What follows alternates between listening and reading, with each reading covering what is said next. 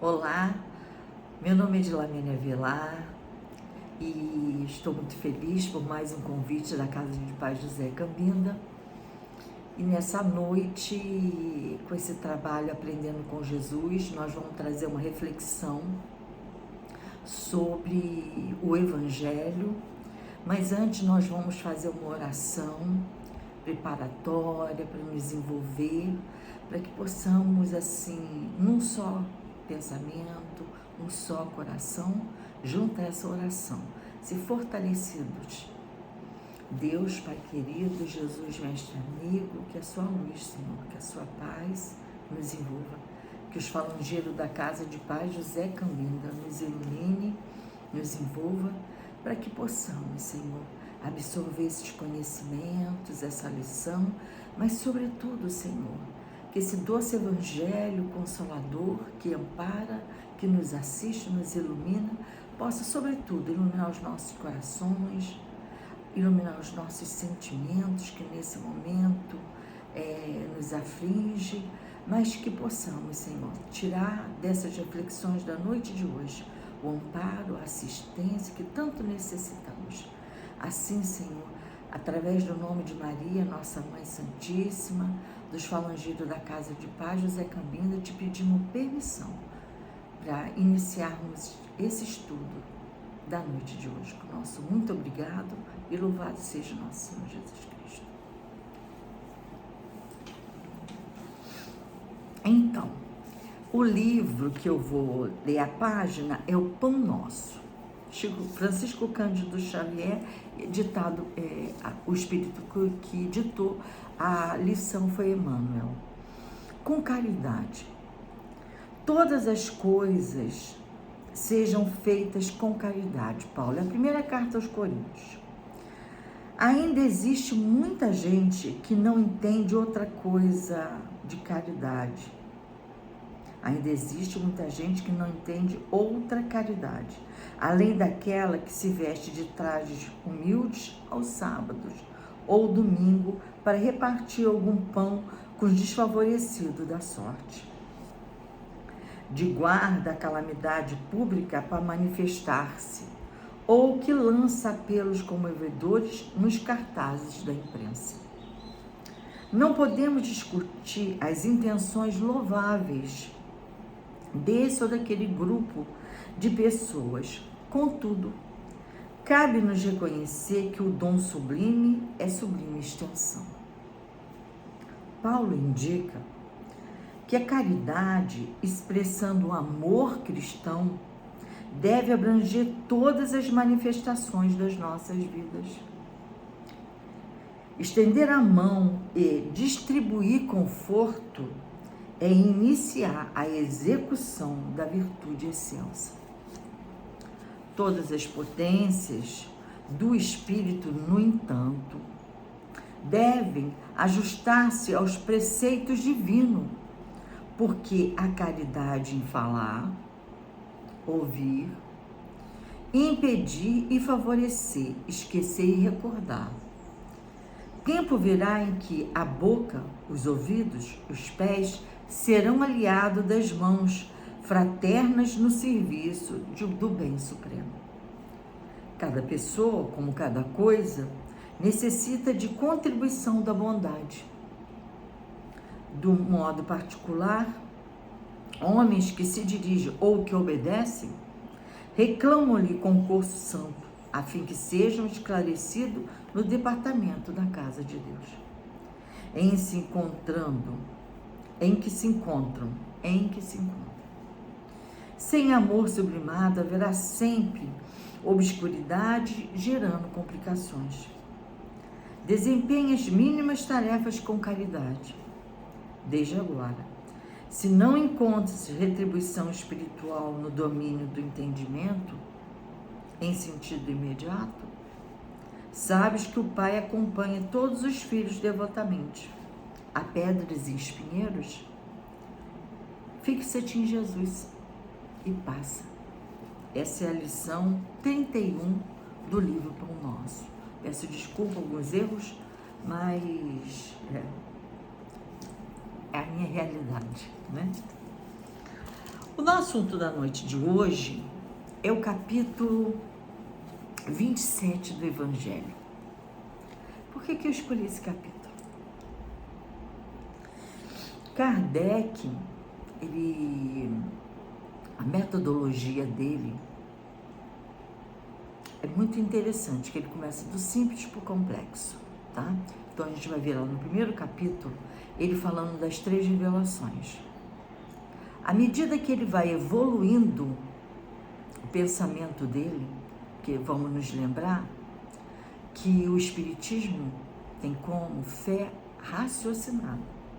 Então, no raciocínio da fé, ele constrói pontes entre todos os capítulos. Olha que coisa interessante. O capítulo 27, pedis e obtereis. Então, ele vai falar sobre oração. No anterior, ele fala dai graça. Dai de graça que de graça recebestes. Ele vai falar sobre mediunidade. Ele vai falar sobre caridade. Tá? Não caridade material. Ele vai falar sobre caridade, benevolência, indulgência e perdão. Questão 886 do Livro dos Espíritos. Mas o capítulo seguinte, ao 27, que é o 28, e é o último capítulo, nós vamos ver ele fazendo uma coletânea de preces espíritas. Olha que coisa interessante. Se você quer entender uma religião, observa como eles oram nessa religião. Porque na oração você vai ver o resumo do pensamento que norteia essa religião. Então, se vocês forem no capítulo 28 do livro do Evangelho, vocês vão ver resumido toda a doutrina espírita. Por isso que no anterior, ele vem nos dizer, que é o que a gente vai comentar hoje, o capítulo 27, pedis e obtereis. Eu vou começar logo pelo título. Pedir. Pedir é um ato de humildade. Pedir a alguém, pedir algo. Então aqui nós estamos nos referindo a pedir ao Ser Supremo, ao Deus que você nomeou, a Deus. Então, quando eu abdico a atitude de pedir, de deixar de orar, eu também estou abdicando o receber. E outra coisa interessante, quando você ora, a oração, ela tem um efeito educador, que a gente não para pensar. Eu peço para Deus algo, vocês pedem algo. Nós podemos receber ou não. Aqui está o processo educativo. Porque de repente Deus vai falar assim para você, agora não. Espera mais um pouco, ora mais um pouco, constrói mais a sua fé. Ou, agora não. Será que é isso mesmo que você está me pedindo? Será que o que você está me pedindo é necessário para você? Então, essas reflexões têm que ser feitas. Agora, obter, né? Ele fala, pedi e obtereis. O obter já tem uma coisa muito interessante. Porque eu posso pedir, mas entre pedir e obter tem uma coisinha chamada merecimento. Será que o que eu pedi, eu tenho merecimento?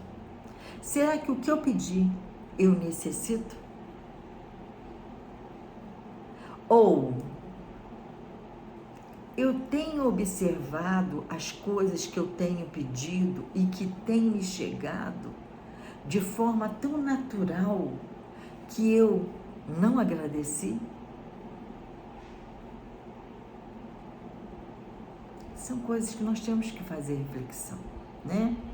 Então, quando eu abdico a não orar, eu também abdico disso tudo que a gente está conversando aqui. Nós vamos ver Jesus em vários processos dele, narrado pelos apóstolos, que ele ia ao canto, se afastava do grupo e orava. Porque a oração é um combustível. A oração é aquele momento de intimidade sua com o Altíssimo. Por isso que quando a gente deixa de orar, a gente abre mão desse momento, dessa intimidade. Madre Teresa de Calcutá foi perguntada por um repórter como ela fazia o processo dela de oração. Ela falou que ela orava e ele falou assim, mas como a senhora ora? Ela falou assim, eu fico em silêncio. E Deus? Eu fico ouvindo ele. Aí ele falou assim, e o que ele fala? Não, mas ele também fica em silêncio. Então, ela mostrou que, na verdade, no momento em que ela se recolhia na profunda intimidade, a conexão dela não necessitava de pedido, porque tendo consciência das suas necessidades, ela sabia que Deus, vasculhando sua alma, sabia o que aquela situação estava ensinando para ela. Então, se ela tinha que esperar ou não, naquele momento ela recebia as vibrações de sabedoria, de resignação, de humildade, para que ela também aguardasse. Mas isso só se você se aquietar. Se a gente ficar, eu quero, igual criança, nós nunca vamos ouvir a palavra de Deus, né? Estaremos sempre em barulho. Ele diz aqui no item primeiro sobre a qualidade da prece. Então, se a gente for no Livro dos Espíritos, então é pedir, agradecer e louvar a Deus, né? Então, a qualidade da prece, ele diz bem claro que no Evangelho, quando ele cita Mateus, quando orardes, não sejais como os hipócritas, que gostam de orar pondo-se em pé na sinagoga, nas esquinas, para serem vistos pelos homens, exibindo-se, né? Ele diz, em verdade te digo, já receberam sua recompensa, mas quando quiseres orar, entrai para o quarto interno, e fechando a porta, e orando ao Pai em segredo, vosso Pai que vê, e o que se passa em segredo vos recompensará. Em vossas orações não façais longas repetições, como os gentios, porque imagina que pelo palavreado excessivo serão ouvidos. Então, a oração não é para ficar muita falação, né?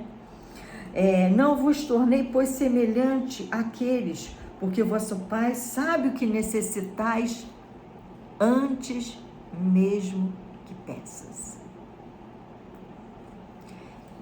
Nós temos que pensar numa coisa. A base da oração é o pensamento.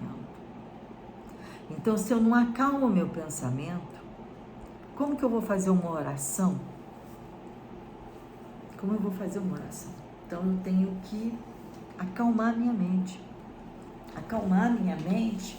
E nessa atitude de acalmar a mente, eu ter esse colóquio, né? Essa conversa, essa intimidade. Então, ele aqui vai contar uma parábola que 2 homens entraram na sinagoga para fazer suas orações. Um começou a contar vantagem, né? Que ele dava esmola, que ele jejuava, e faz uma comparação, que ele não era como aquele homem que estava lá. E o outro, por sua vez, dizia, Senhor, tem misericórdia de mim. Olha, a diferença, né? Ter misericórdia de mim. Ter misericórdia de mim. Quer dizer, olha, eu estou ciente das minhas limitações, estou ciente das minhas dificuldades e necessito da sua misericórdia na minha vida para que eu tenha força para reverter isso. O outro não. o outro contou vantagens. Mas a gente tem que entender também algumas coisas. O judeu, ele tinha 3 coisas que ele tinha que fazer: orar, jejuar e ser caridoso, para ser um justo. Para ser um justo. Então a palavra justo vem de justiça, tá? Então se a gente for a última questão, se a gente for na última lei que está no livro dos Espíritos, é de justiça, amor e caridade. É uma lei só, de justiça, amor e caridade. Porque não se faz essas 3 coisas sem que elas não estejam juntas. Então, para que ele fosse considerado um justo, ele tinha que fazer algumas atividades. Então, orar a Deus. Então, com a primeira postura da pessoa que acorda, elevar um pensamento a Deus, rogar a Deus força e coragem, para que ele possa, no percorrer do dia, reconhecer a presença de Deus, reconhecer a ação de Deus em todos os momentos da sua vida, tá? Então, aqui, a gente vê que vai ser trabalhado a fé humana nas coisas da materialidade, mas também as coisas na fé divina, no divino. Porque olha só, quando você entra num ônibus, num avião, num carro, você entende que você vai chegar no local que você está se dirigindo. Isso é uma fé. Isso é fé. Então você apoiou que Deus, que sabe o que você vai fazer, Ele está te protegendo, te conduzindo a esse local. Então, mães, há muitas pessoas que ainda não param para analisar a maneira com que ora. E aí nós vamos ver que a qualidade da prece é profundamente definida na atitude. Por isso que ele vai falar, quando orardes, se tiver alguma coisa contra alguém, vai lá, sana isso, zera a sua cabeça, para que você, na hora da sua oração, a sua oração fique leve. E a sua mente também fique leve, longe de culpa, ódio, medo, essas coisas todas que possam perturbar a sua mente, né? E diz aqui, e é um alerta para os religiosos, né? Existe uma diferença entre religião e religiosidade. Religião é um rótulo, religiosidade é um modo de vida. É aquilo que eu sempre brinco com vocês, o bom é bonzinho, tá? O bom é sempre bom e o bonzinho ele é bom de vez em quando, tá? Então, como que você conhece o espírito? Pelo esforço que faz para domar suas más inclinações. Ele é santo? Não, mas ele está lutando para vencer suas más inclinações. Mas como eu sei que ele está conseguindo isso? Pelo número de pessoas que ele consola, pela prática do bem que ele faz. Então aqui as coisas estão bem claras, bem definidas. Então, como espíritas, qual a minha atitude de manhã? Senhor, me dê força, coragem, para que eu possa reverter qualquer situação, para que eu possa seguir adiante. Conceda-me, Senhor, humildade, resignação, aquilo da oração da sabedoria. Senhor, me dá sabedoria para reconhecer o que eu posso e o que eu não posso mudar. Porque existem coisas que você não vai mudar. Então você vai ter que ter sabedoria para entender isso, tá?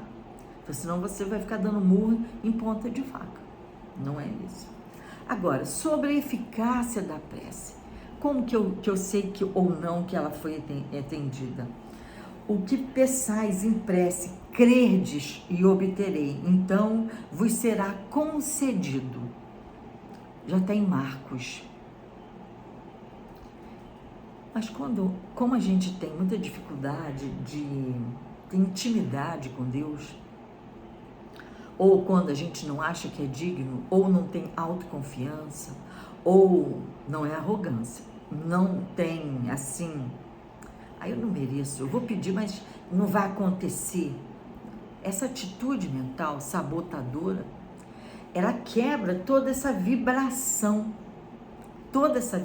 vai ser quebrada. Tem uma historinha muito interessante que uma menina, ela estava orando, que o pai estava internado e a mãe não estava bem, e ela com os irmãos pequenos, e ali passando fome, sem dar solução para aquela situação, porque era uma criança, né? E ela foi e começou a clamar a Deus que mandasse um anjo para ajudá-la. O fazendeiro, passando perto da casa deles, desceu do cavalo e bateu na porta porque viu que não saía fumaça. Então, quer dizer, o fogão não estava aceso, a lenha não estava queimando da chaminé. Aí ele falou assim: menino, o que você está fazendo? Ela falou assim: estou pedindo a Deus que me mande um anjo. Aí ele falou: por que um anjo? Ela falou assim, aí ela contou a história, né? O pai estava doente, a mãe também estava acamada, e ela e os irmãos estavam passando por necessidade. E aí o fazendeiro foi, tirou do bolso uma quantia e disse para ela: vai lá no armazém e traz comida para você, para sua mãe e seus irmãos. E eu vou procurar saber a notícia do seu pai. E ele foi embora. E ele vira e voltava, ele olhava para trás para ver se a menina já estava a caminho do armazém. E vendo que a menina não saiu de da casa, ele resolveu voltar. Quando ele voltou, a menina estava ajoelhada, rezando. Aí ele falou: menina, o que você está fazendo? Ela falou assim: ué, eu estou agradecendo a Deus. Eu tinha pedido a ele que me mandasse um anjo. E o Senhor chegou e trouxe a solução que eu precisava. Então, a oração, todas as orações são registradas. O que ocorre é aquilo que eu disse lá no início. Tem que ter merecimento, a necessidade, né? Que às vezes não é hora de você receber. Talvez o que você está pedindo agora é tão pequeno e Deus quer te dar algo muito maior, e Ele fala: não, agora não. E você entende: puxa, Deus não me deu, como uma recusa, como uma criança mimada. Não, não é isso, tá? Então, é bastante importante que a gente saiba bem orar, né? Richard Simonetti, ele contou numa palestra que ele foi procurado, ele trabalhava no Banco do Brasil, foi procurado por uma pessoa, e a pessoa pediu uma ajuda a ele. Todo mundo sabia que ele era espírita, aquela coisa toda, um homem de renome, com muitos livros publicados, e ele ensinou. Passou um mês, o homem voltou de novo: olha, aquela peça não me ajudou em nada. Aí ele falou assim: mas como não? Você está orando direito? Ele falou assim. Aí ele disse para ele como ele estava orando. Ele falou: meu irmão, a oração não é para mudar os outros. A oração é para mudar a nossa visão diante da situação. E aí ele ensinou de novo. Passou um tempo, ele foi lá e disse para ele que aquela oração era milagrosa. Aí o Richard falou assim: mas como assim? Ele falou: tudo mudou na minha vida. Ele falou assim: como que você está orando agora? Porque da vez passada você me falou uma coisa, eu te ensinei, como você está orando agora? Aí ele foi e falou como ele estava orando. E ele disse que a primeira coisa que ele reparou foi a esposa dele, a mudança de atitude dela. A mudança de atitude dos filhos, dos funcionários dele, e tudo demais. Ele falou assim: meu irmão, a oração não mudou essas pessoas.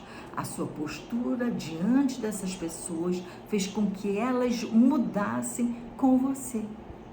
E ao romper essas dificuldades em volta, tudo começou a mudar. Você mudou. Então, você mudou seu modo de tratar sua esposa, você mudou seu modo de tratar seus funcionários, seus filhos, e aí tudo mudou. Então, olha só, pedis e obtereis, né?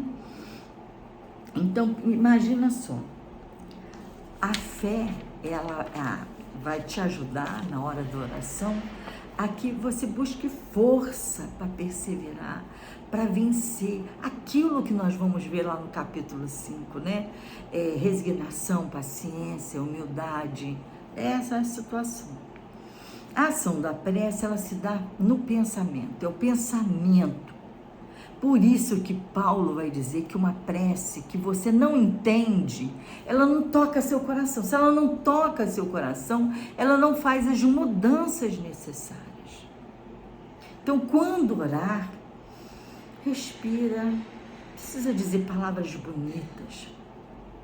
Uma simples palavra. Muito obrigado, meu Deus. Muito obrigado. Isso já acalma a sua alma.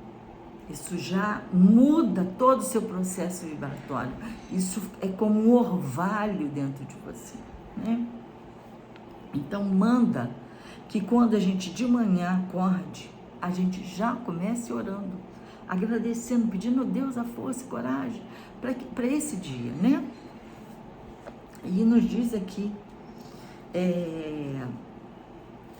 a gente tem duas dificuldades. Há males que são dessa vida, há males que são das vidas anteriores.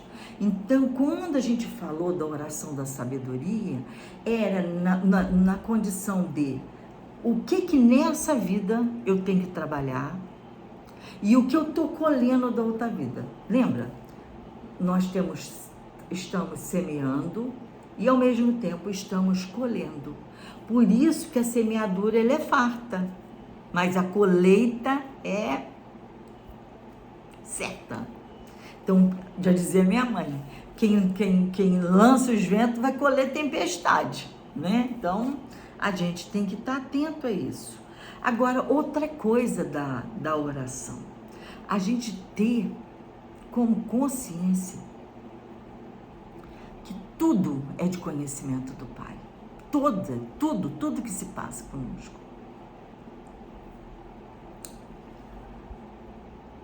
Há uns 200 anos atrás, um homem ia caminhando a galope muito forte e passava por ele um menino, já dia sem comer, e o homem trazia um pão, ia vindo comendo, e o menino falou assim: dá um pedaço desse pão. O homem nem parou o cavalo, jogou o pão em cima do garoto, o pão caiu no chão, o menino limpou e comeu. Quando o menino comeu, antes mesmo de iniciar isso, ele agradeceu a Deus e pediu por aquele homem que o abençoasse. 30 anos se passou. Um dia, chamado na espiritualidade, já um homem adulto, ele foi levado junto com a esposa e foi feito um pedido a ele. Mas nesse inteirinho, esse homem, na época que deu o pão para o garoto, conversando com o seu mentor espiritual, na espiritualidade, na erraticidade, ele falou assim: eu fui tão mal que eu acho que ninguém nunca orou por mim. Ele falou assim: engano seu. Lá na casa da oração tem uma chama que foi feita por uma pessoa 30 anos em prol de você. Aí ele falou: eu recebi uma oração de alguém? Sim, recebestes uma oração. Vamos lá. E quando chegou lá, a oração que o menino tinha feito estava lá viva, pulsante aquela chama. Ele falou: olha para essa chama. E ele foi, pelo magnetismo levado, onde esse homem hoje estava. Não era mais uma criança, era um homem casado. E ele, quando se aproximou dele, ele notou que ele tinha uma deficiência numa perna. Ele ficou profundamente emocionado. Ele disse: eu só te dei um pedaço de pão sujo de terra. E você orou por mim. E ele, sentindo aquela presença espiritual, lembrou-se daquele dia em que ele, passando fome, e aquele homem apressado jogou-lhe um pedaço de pão em cima. E ali, naquela gratidão, um pedaço de pão abriu as portas para aquele homem para uma nova encarnação. E aí, gente, o poder da oração. Então, quando eu abro mão de orar, quando eu abro mão de agradecer, que é uma oração, quando eu abro mão de prestar atenção numa oração como a de Francisco de Assis, Senhor, fazei de mim instrumento de vossa paz, ou da prece de Cáritas, Deus nosso Pai, que sois todo poder e bondade, a gente perde muito. Então, a gente tem que meditar sobre isso. Paulo diz que a prece ela tem que ser entendida. Você imagina você ouvindo uma oração que você não entendesse? Ela não tocaria seu coração, ela não te mudaria, ela não te levaria a uma reflexão. Eu me lembro a primeira vez que no centro uma amiga minha fez essa oração de Cáritas. Eu fui impactada. Eu falei, mas que coisa mais linda. Ela tinha memorizado essa oração. Eu saí de lá encantada com aquilo. Inesquecível. Inesquecível. Inesquecível. Então, se eu não entendo, como eu vou trazer para o meu raciocínio e para o meu coração? A gente tem que fazer uma prece com entendimento. Outra coisa também que esse capítulo traz, algumas denominações não oram por pessoas que desencarnaram. Todos nós sabemos que a oração intercessória, a oração em prol de um desencarnado, oração em prol de um suicida, de um doente, de uma criança, de um acamado, é extremamente importante. Uma oração em prol da gente. Quando você ouve alguém dizer assim, fiz uma oração por você, você não se comove? Você não sente essa força no coração? Então, a oração intercessória. Intercedei-vos uns aos outros. Então, que a oração, uma casa aqui em Barra, muitos anos, usou esse método, que cada um dos componentes elegesse na sua mente um e orasse por ele durante o mês. Uma oração intercessória por um companheiro. Não precisa perguntar o que está se passando com ele. Só faça a oração. Só faça a oração. Então, a prece pelos sofredores, o que acontece? O espírito recebe aquelas emanações e aquilo vai dando a ele um ensejo dele sair daquela situação que ele se encontra, de abatimento, às vezes ainda não teve esse contato com o plano material, não sabe notícias da família. Por suicida, aquilo acalma o suicida. André Luiz, gente, quem leu o Nosso Lar, lembra, 8 anos, recebeu orações diárias, até que um dia ele sai daquela situação que ele se encontrava mentalmente e ele lembra, quando eu era criança, a minha mãe me ensinou a oração dominical. Pai nosso que estás no céu, santificado seja teu nome, venha a nós vosso reino, seja feita tua vontade, assim na terra como no céu. O pão nosso de cada dia dai-nos hoje, Senhor. Então nós vamos ver que a oração dominical, todos os primeiros pedidos são para o Pai, depois são todos voltados para a terra, para um relacionamento social, porque a oração é um relacionamento que nós temos com Deus, conosco, com o outro, quando eu oro pelo outro. Então, a oração, em uma história, que uma senhora sentava-se à tarde na cadeira de balanço, para ver o pôr do sol e se sacudindo ali naquela cadeira, ela dizia, meu Deus, abençoa essa pessoa que por causa dela eu recebi essa cadeira. Era um irmão que desencarnou e deram a cadeira dele para ela. E todas as tardes ela elevava o pensamento a Deus e pedia por ele.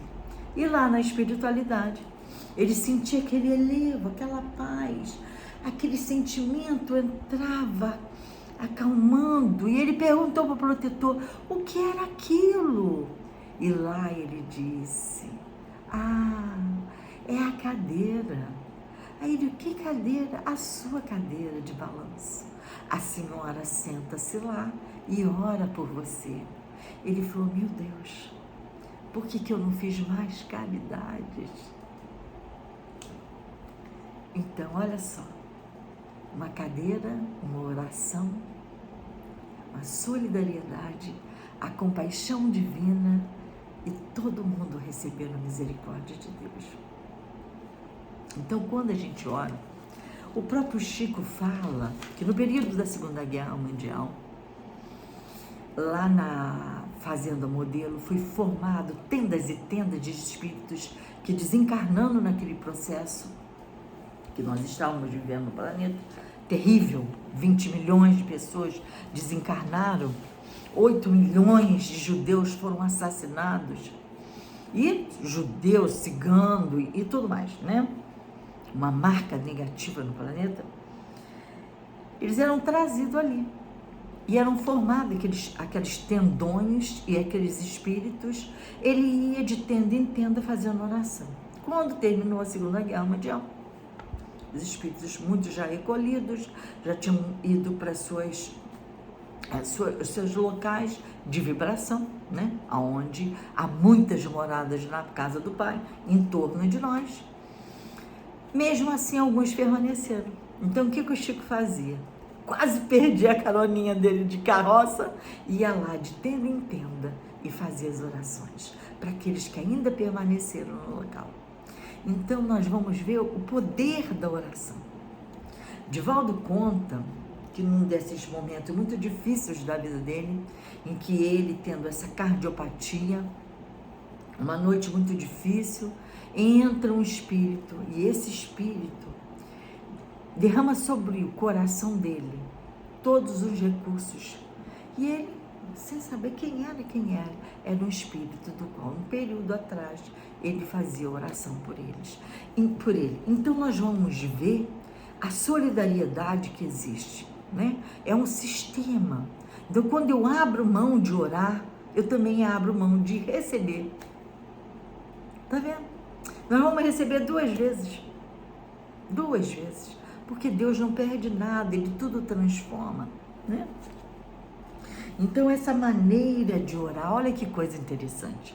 Hoje a ciência descobriu que quando você ora, muda toda a sua condição química, fisiológica, biológica.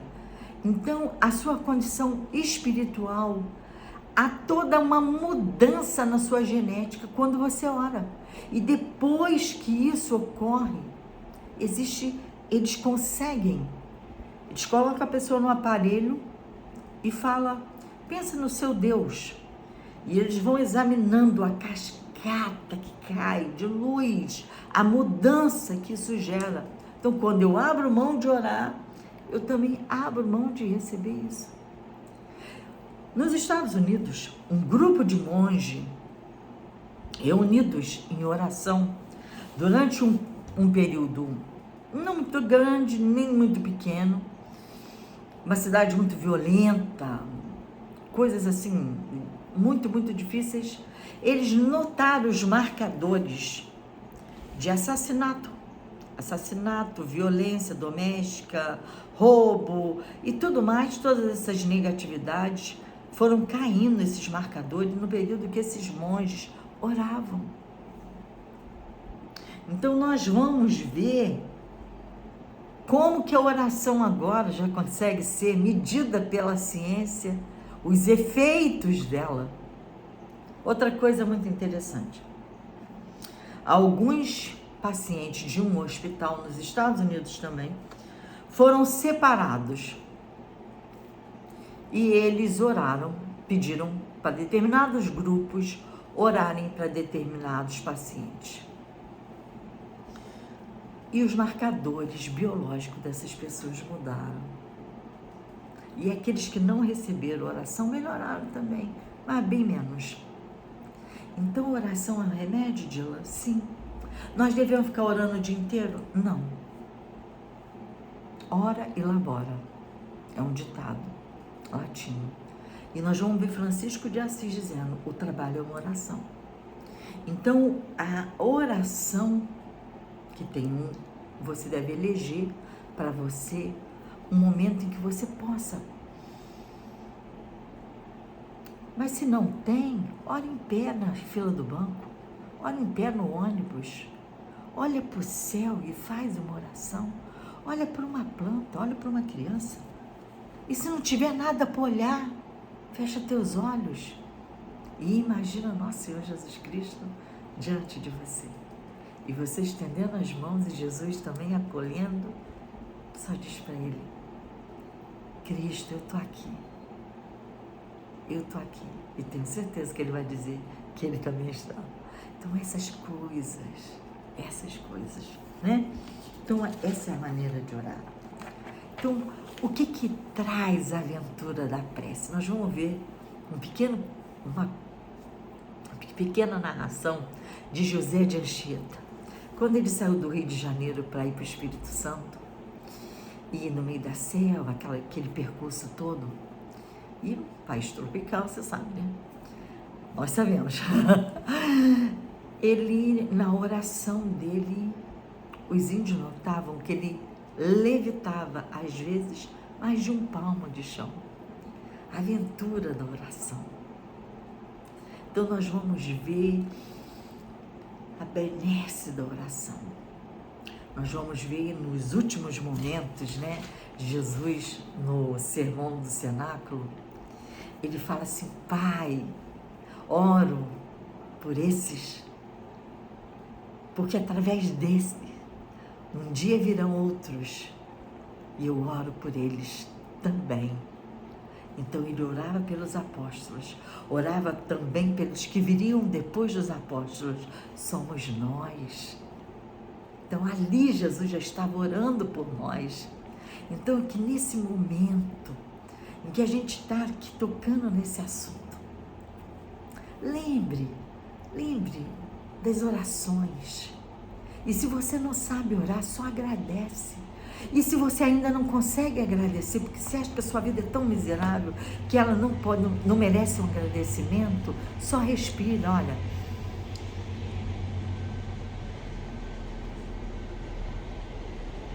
Só respira.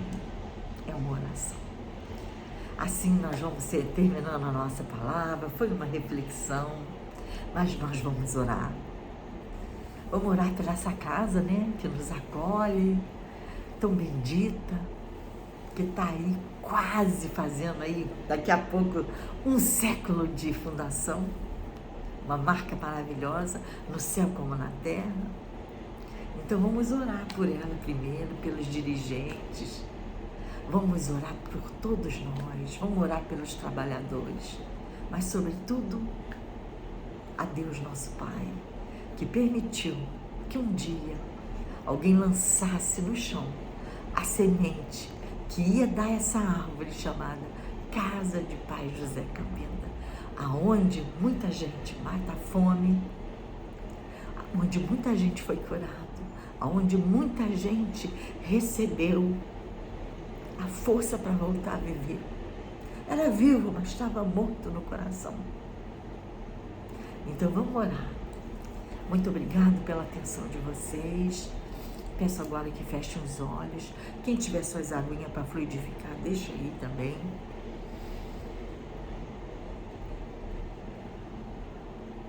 Deus, Pai querido, agradecido nos encontramos, Senhor, por estarmos aqui nesse momento de oração. Muito obrigado, Senhor, por nos permitir silenciar nossa mente, acalmar nossa vida. Ajuda-nos, Senhor, a vencer todas as nossas mazelas. Abençoa a casa de Pai José Cambinda. Abençoa esses trabalhadores abnegados do bem, Senhor, em que o objetivo deles é a prática do bem, do amor sincero, da abnegação.